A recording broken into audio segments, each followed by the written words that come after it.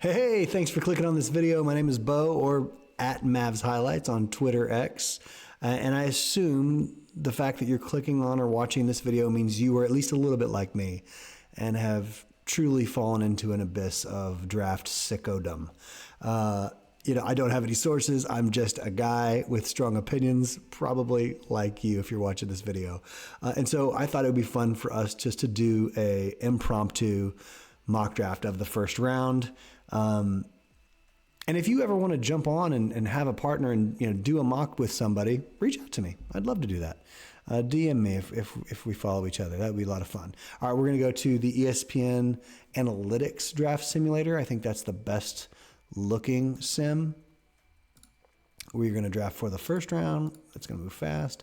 And we'll draft all the teams ourselves. And I'm going to move quickly through the top four. That's going to be AJ. He would not be my first pick. That would be Darren Peterson. But I do think AJ is going to be the top pick, even though there's been a few whispers recently. Have you caught that? A few little, don't be so sure. Don't be so sure it's AJ. I think it's AJ. I think he's going to the Wizards, and I think it's a good pick. Who would be my number one pick? Here we go, is number two, going to the Jazz, Darren Peterson. Dang, that's a darn good consolation prize, isn't it? I know the Jazz wanted their guy, but they are going to get one of the smoothest shooters, most natural scorers. Like, man, I love watching how easy the kid makes it look. And then it plays out perfectly for the Grizz, who are going to get their analytics darling, Cam Boozer, who I don't think is going to be as good as some of his rabid, fanatical FC would have you believe, but I do think offensively he's going to be great. It will be fascinating to see how he holds up defensively in the NBA, because there's no doubt the kid is smart, and there's no doubt the kid is strong. The doubt I have is, does the kid have quick feet? And man, are we going to find that out in that first season, because people are going to try him. They're going to put him in action. They're going to get a guard switched onto him, and we're going to see if he can move laterally. But I do think offensively he will be awesome. I think he'll be a great offensive hub, and I think he will be a lot of fun for them. Now we've got what do they want to do in Chicago? They want to slap. Who slaps? Caleb Wilson slaps, man.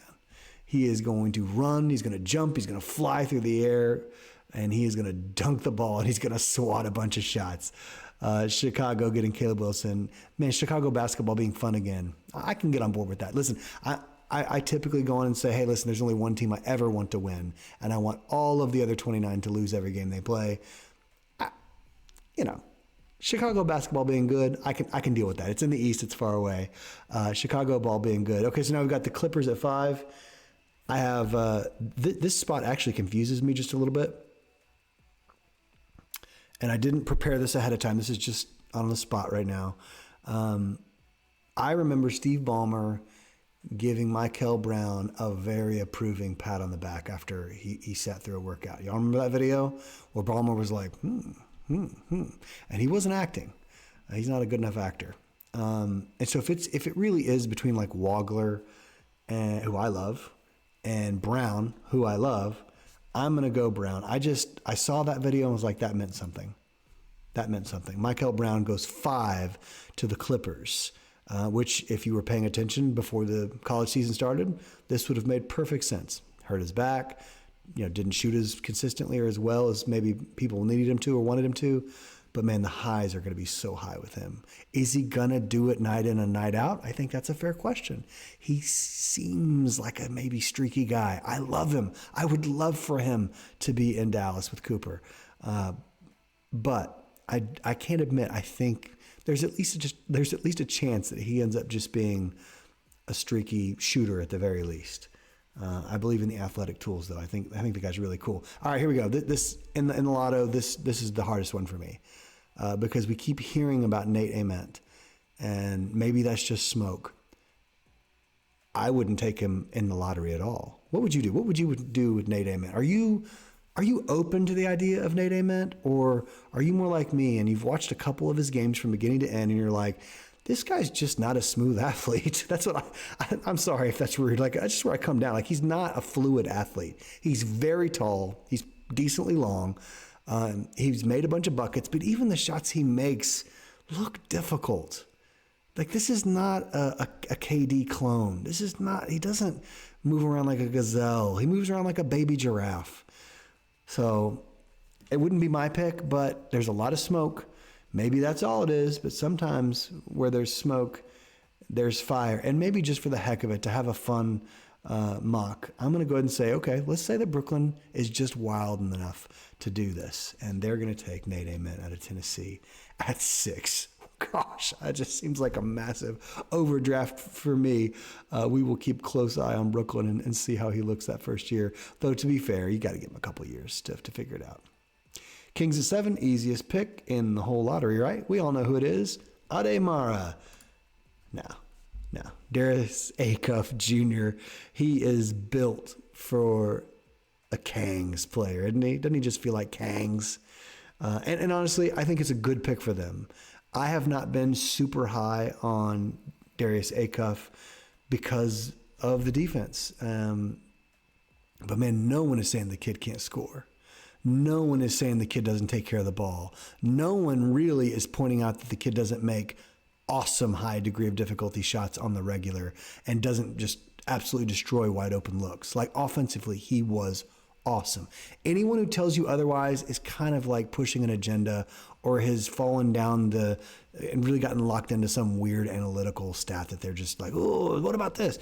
He was awesome offensively. I have good friends in my life who are Razorback fans. They absolutely adored him. Everything they heard about him behind the scenes was pretty positive. He was there for his guys. His teammates loved him. And man, he led a really, really stout offense. The defense is where it's at, though. All right, here we go. Here's the other in the lottery. This is kind of another confusing pick to me because Keaton Wagler has dropped to 8, and Kingston Flemings is right there. And I honestly think Kingston Flemings is the better pick for the Hawks.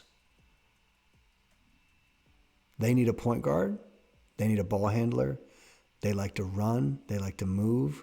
Wagler, if I remember correctly, was one of the slower paced of these guards. I think that's true. I mean, Illinois, they had all those giant, Neanderthals that he didn't really have much chance to run with them. But I also don't see him as a high paced player. Atlanta wants to move. Atlanta wants to run. Am I talking myself into Kingston Flemings at 8? I love Kingston Flemings, man. I know some of y'all think his arms are too short. Yeah, they are. But I think the speed and the high IQ and the insanely fast processing makes up for the lack of, a couple inches on his arms. He was in the passing lanes a lot. He was a good steal man on ball.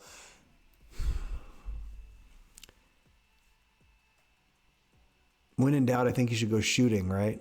And I think Wagler has the shooting for sure. But I think Flemings fits here. If they're in the same tier for Atlanta, I could see Kingston being the more attractive fit. I know that's a dangerous word because you want to draft best player available. Golly, man. I think Kingston's the better fit for Atlanta. Now, so if I'm going to choose between Kingston and Ademara, what do you think? Oh, gosh. Oh, man. Ademara. Okay, I'm going to go. Golly, this is not great for the video. I'm sorry. Ademara answers a lot of their questions. He's not going to run up and down the floor either. He would be a change of pace for them. Snyder loves a big. Oh, Snyder loves a big. Let's go Mara. Let's do it. Heck, let's just do Mara. Come on. Okay. There we go. Mara to the Hawks. The pick is in. That means, and I don't think this will actually happen. So I feel like I failed. I don't feel like this will happen where Kingston Flemings and Keaton Wagler will be sitting there at 9. I don't think so. This is where I look at that Nate Ament pick and go, come on, man. They're not going to take Ament at 6. But that's what people are whispering. Okay. Mavs, the one we actually care about. The last best pick, hopefully, for a long time, because hopefully Cooper's going to get real good real fast. I mean, I guess the chance of the Lakers absolutely bottoming out and the Mavs, because of the new lottery system, winning a high pick or lucking into a high pick with that Lakers pick is out there, I guess. But of our own picks, this is probably the last good one we've got for a while. Keaton Wagler or Kingston Flemings. Oh gosh, it's one of or Burries. Wagler, Flemings, or Burries. It won't be anyone else. Not Lindenborg, not Philon, no one else. Wagler, Kingston, or Burries. Listen, I am getting really comfortable with the idea of it being Braden Burries. Are you? I am. I think he's just going to be real good. I don't know if he has any great in him, but an all-around really good at everything gets you pretty close to a great. I'm not sure he's going to make any all-star games if we're going to define greatness by that, but I do think he could help win you a lot of ball games. And next to a guy who is going to be incredibly great, that's the kind of support you want for Cooper, right? So Burries, Flemings, and Wagler. Oh crap! I did not foresee this. I should have. Okay, all right. I just can't sit here and him and all night. I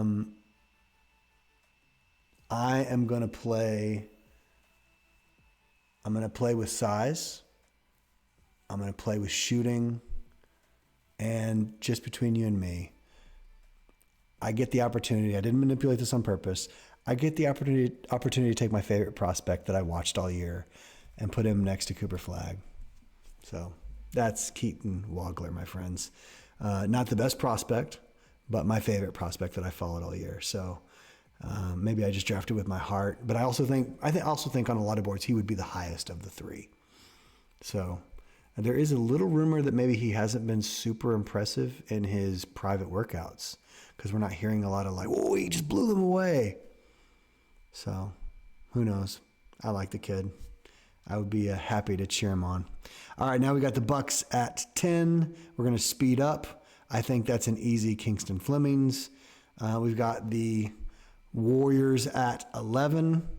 It's Lindenborg or Burries or no, not Philon. It's Lindenborg or Burries. Lindenborg or Burries. Let's go Yaxel.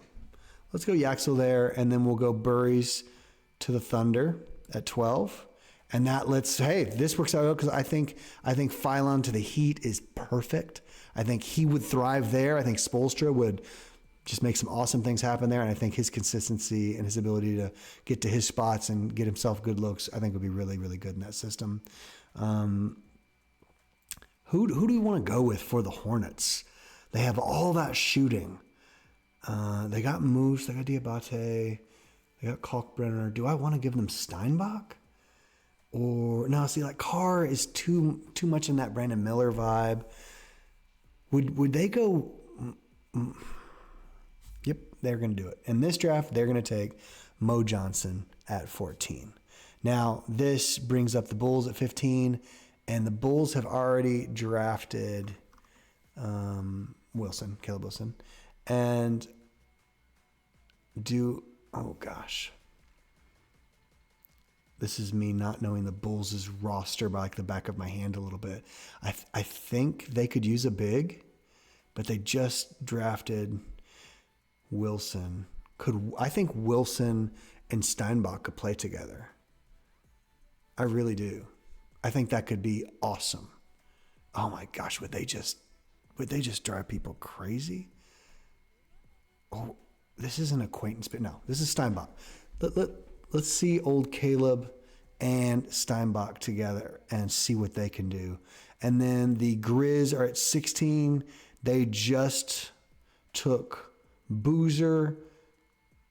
Let's give them... Oh, would the Grizz go for Quaintance? Yikes. Would they go Quaintance here? Oh my gosh. Is there someone that I'm missing here? Would they go Quaintance? The Grizz? Would they go Okore? Would they go Abuka Okore? Moving on from Ja? Oh my gosh, do I love that? Oh my goodness. Boozer and Okore? Oh my gosh, am I just talking myself into this? I think I am. I clicked it. I can't unclick it. I love that. Moving on from Ja, I see him basically as a negative asset. I think that guy is like, maybe he'll get maybe he can turn a new leaf at a fresh start, but like it won't be at Memphis. That dude he's having issues. And here's what we're gonna do for the Thunder. They already took Braden Burries. I think they are gonna say, hey JQ, take your time, brother. Take your time. Let's get you healthy. And when he's healthy, we will all regret it. That sounds like Presti to me. I mean, he's done that with a few other guys, but if it keeps working, man, if it ain't broke, don't fix it. And just the defensive upside on JQ, on Quaintance, is just insane. If you've watched those freshman year highlights, it is like, oh man, I don't want to go up against that guy. I don't want to go up against that guy multiple times a year. So the Hornets have 18, and for the Hornets, we just gave them Mo Johnson, and let's just say the Hornets want to keep scoring up. They have Mo Johnson. That's a really nice pick for them. I like that a lot.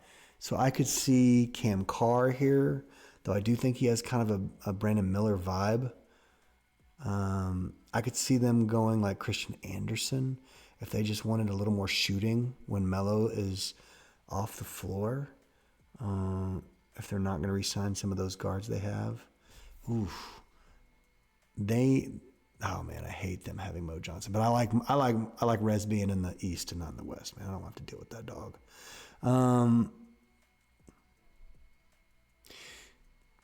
I don't know if this is picking him too early, but I clicked it. What do you think? Bennett Sturts to the Hornets. Talk about a change of pace when LaMelo's got to sit, right? Sturts can control the ball.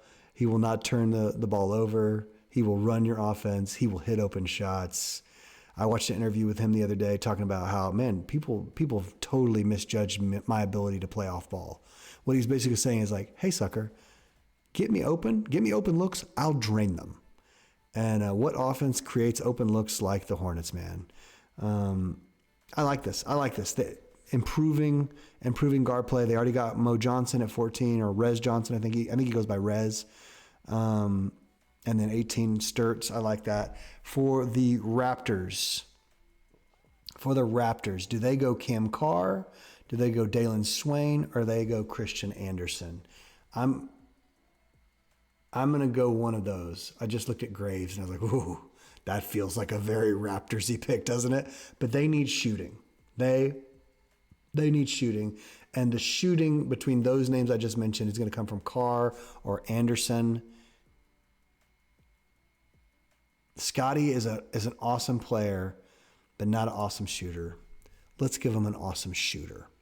Not going to be a physical presence on defense, but man, you give Christian Anderson a pick and roll, that dude is lights out, man. He is an incredible shooter. Who do we have falling to the Spurs?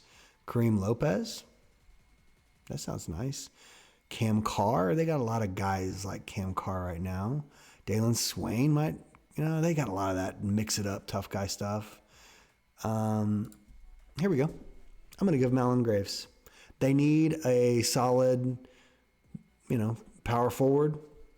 Let's give him one. Let's give him a guy who projects to be a solid player, a guy that you don't need to score tons and tons of points, but who can move the ball, who will make smart plays, who will make defensive plays. I do believe that. I don't believe all the hype on Allen. I think he's a great kid. Everything I've heard about him is he's an awesome young man, wants to live a great life in the NBA, young married dude. I like him a lot. I kind of hate him on the Spurs, to be honest, because I think he'll make a lot of winning plays. Cam Carr is not going to drop to 21, I don't think. But you know who could use some Cam Carr? The Detroit Pistons could. And so he's going at 21 in this mock. Let's see here. 22. I never know what to give the Sixers. I never know what to give them. So let's give them some length and some shooting. Or do they want Sanak Is Embiid on his way out? Is Embiid? Ooh, would they be a Sanak option? Okay, no, we're gonna do this. We're gonna do this. They're gonna get some shooting late here in the the 20s of the first round, and then help me remember, what did we do for the Hawks? Ademara. Okay, so they've already got their big. I would have loved to given them Chris Sanak Jr. But let's give him someone exciting and athletic who can attack the hoop. Let's get not a shooter yet. Do you believe he'll ever shoot? No, I'm not sure. All right, let's get moving. The Eastern Conference champion New York Knicks, who I certainly hope take down the San Antonio Spurs. They're up 2-1 right now. To kind of date this, time stamp it. Game 4 will be tomorrow, I think, at MSG. Let's see here. Or maybe the time you're seeing this video, it'll maybe be today. Let's see here. The Knicks, what do they need? Are they a Lopez destination? Could they use a Sanak, a Koa Pete, a Vesar? Oh, Joshua Jefferson. That seems like a Joshua Jefferson spot. Oh my goodness. Let's say the Knicks, who have a really talented roster, want to get young and want to get high upside. They're going to go Chris Sanak. The Lakers, if they stick here, I've just been making this pick over. Well, I mean, Kareem Lopez is falling way too far. I don't know what to do with him, though. And he's not going here because I'm going to give Luka a big that can shoot. I think people come down on his defense too much. I know he's not a thick boy or anything like that. He's not a big old dude. But he tries hard. He gives effort. He's not like an absentee guy on that end. But man, how many open looks would Luka get on Vesar? Wow, that would be interesting. And I think for the Nuggets, they're going to take one of these three here. They're going to take Kareem Lopez, Koa Pete, or Joshua Jefferson. Oof, or Malik Thomas. Dang. How's that? Could they use some shooting? Or do they need more athletes? I feel like they need to get a little more athletic, man. They're probably gonna move on from Cam Johnson, right? To sign Watson. They're desperately trying to get off Brown's $125 million or whatever it is over the next several years. Let's see the Nuggets. Let's see what they do here. Okay. I think this is going to be a Joshua Jefferson pick. He's going to get in there. He's going to make smart plays. He's going to improve their bench, which has been woeful forever. He's not a star, but he's so solid, and he's going to help them a lot. I love Joshua Jefferson. I think he makes sense with the Nuggets. Here we go. The Celtics, they like shooters. I don't see a lot of shooters right here. What's their big situation like? They just kind of have some guys. You know what? I'm not even sure if he's still in the draft. Did he declare? Let's say they go with Mario's brother. He projects to have some offensive upside. This is me being a little ignorant of knowing his game. I know defensively is not his strong suit, but the big man can shoot, and he will alter some shots just with his radical size. And then this feels like Koa Pete or Kareem. I'm going to say this feels like Kareem. I just think Kareem's fallen too much. I got to take him. And I think he's a prospect that kind of got a little bit away from me, to be honest. I don't understand his game. I think he's a good athlete, can't shoot, and everything is projection with him. In the late first round, high upside swing, I think that's fine. That's fine. The Cavs are going to take Malik Thomas, and that leaves our Mavs, the last pick of the first round, that leaves our Mavs, who we got Keaton Wagler. I am going to not, oh my gosh, I'm not going to take Koa Pete. Oh no, am I going to take Koa Pete? No. Dang it. Nope, screw it. I'm just taking my guy. I'm taking the hometown kid, Garland, Texas native, Zuby Ejiofor, who I love. I love him. He is a madman. Do y'all remember? Yeah, if you're old enough, you remember Eduardo Nájera. He's just one of these guys who's gonna work his tail off every second he's on the floor. Except he's much more skilled than Eduardo Nájera. I'm sorry to insult Eddie. But like Zuby can pass. He's going to rebound like a madman. He's going to defend his butt off. He can play up. He can play down. He can switch defensively. Not a great shooter, but has figured out a way to be effective offensively. Is a little bit of an offensive hub. Like he's a really solid passer. And I love dogs, man. I love guys that are all heart. So there we go. Mavs end up with Zuby Ejiofor at 30, and I don't think this is going to happen, but tonight it did. It felt right. Keaton Wagler at 9, and that's our mock draft. I hope you enjoyed it. Let me know where I blew it. Let me know where you like to pick. Y'all have a good one. See you later.